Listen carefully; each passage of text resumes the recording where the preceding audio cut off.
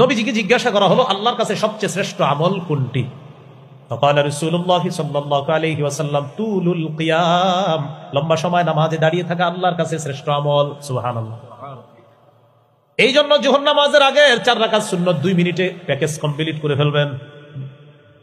মসজিদে ঢুকার পর দেখে আর জামাতের আছে 2 মিনিট, সে আপনার দেখাই দিবে যে 2 মিনিটে 4 রাকাত কিভাবে পড়া যায়। তুমি দেখো, আমার নাম অমুক, পারলে তুমি দেখাও। এরকম করবো আমরা? এই জিনাটা শুধু বললেন না, দিল থেকে বলেন, আসলে করবেন?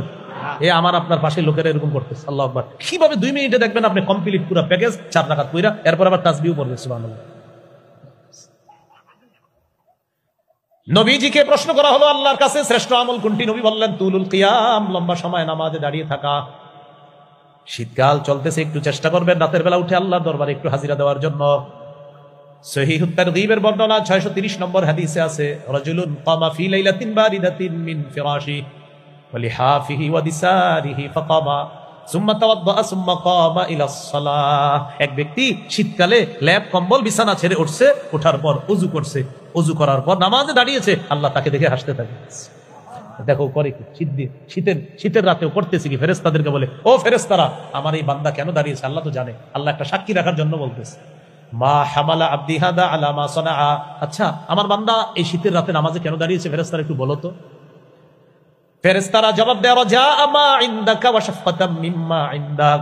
আল্লাহ আপনার কাছ থেকে সওয়াবের আশায় আর আপনার আযাবের ভয়ে নামাজে দাঁড়িয়েছে। আল্লাহ তাআলা বলেন, আতাইতুহু মা রাজা, সে যে আশায় দাঁড়িয়েছে তোমরা সাক্ষী থাকো, আমি তাকে দিয়ে দিলাম। ওয়া আম্মানতুহু মিম্মা ইয়াখাফ, সে যেই ভয়ে দাঁড়িয়েছে সাক্ষী থাকো, ভয় থেকে নিরাপত্তা দান করলাম। পড়বেন একটু নামাজ। কারো সুন্দরী বিবি আছে আর নরম বিছানা আছে। মাজমাউজ জাওয়ায়েদ 2 নম্বর খণ্ড 258 নম্বর পৃষ্ঠা, দেখেন কি আছে এখানে। ওয়াল্লাযী লাহু ইমরাআতুন হাসানাতুন ওয়া ফিরাশুন লাইয়িন, একজনের সুন্দরী বিবি আছে, নরম বিছানা আছে। রাত 3টা-4টায় ঘুম ভাঙছে, ভাঙার পর দেখি স্ত্রী ঘুমায়, আশেপাশের রুমগুলাতে বাচ্চারা ঘুমায়, পুরা কাপাসিয়া আবাসী ঘুমায়, সিংহশ্রী এলাকার সব, সিংহশ্রী তো নাকি, এলাকার সবগুলা মানুষ ঘুমাইতেছে। তিনি চিন্তা করলেন, তখন সবাই ঘুমায়, স্ত্রী ঘুমায়, আমার আল্লাহ তো ঘুমান না। ঘুমানো আল্লাহর জন্য শোভা পায় না। লা তাখুযুহু সিনাতু ওয়ালা নাওম, তন্দ্রা নিদ্রা তাকে স্পর্শ করে না। ইবনে মাজার হাদিস, ইন্নাল্লাহা লা ইয়ানাম ওয়া লা ইয়ানবাগি লাহু আইয়ানামা। আল্লাহ ঘুমান না, ঘুমানো আল্লাহর জন্য শোভাও পায় না। বাস ওযু করে নামাজে দাঁড়িয়ে গেছে, পাশে স্ত্রী আছে, নরম বিছানা আছে, সবাই ঘুমাইতেছে। আল্লাহ তাআলা এই ব্যক্তিকে দেখে ইউহিব্বু, ভালোবাসে, ওয়া ইয়াদহাকু, হাসে, ওয়া ইয়াস্তাবশিরু, খুশি হয়ে যায়, ভালোবাসে, খুশি হয়, তাকে দেখে হাসতে থাকে। তো নামাজে কি একটু দাঁড়ানো যাবে ইনশাআল্লাহ? তো প্রশ্ন করলেন, হুজুর কোন আমল শ্রেষ্ঠ? নবী বললেন তুলুল কিয়াম, লম্বা সময় নামাজে দাঁড়িয়ে থাকা। তাইলা ফাইয়ুস সাদাকাতি আফজালু ইয়া রাসূলুল্লাহ, কোন সদকা আল্লাহর কাছে সবচেয়ে শ্রেষ্ঠ?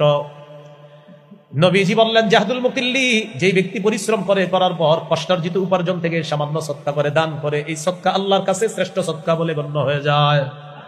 বেতন পাইছেন, পাওয়ার পর প্রকৃত হকদারদের কাউকে আপনি, মানে প্রকৃত যারা দান সৎকার হকদার, তাদেরকে আপনি দান করলেন। এই যে আপনি দান করলেন, এটা আল্লাহর কাছে শ্রেষ্ঠ দান বলে গণ্য হয়ে যায়। হুজুর আল্লাহর কাছে সবচেয়ে শ্রেষ্ঠ হিজরত কোনটি?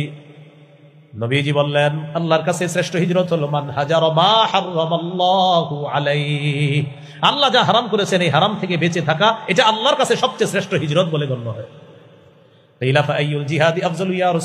আল্লাহর কাছে সবচেয়ে শ্রেষ্ঠ জিহাদ কোনটি? নবীজি বললেন মান জাহাদাল মুশরিকিন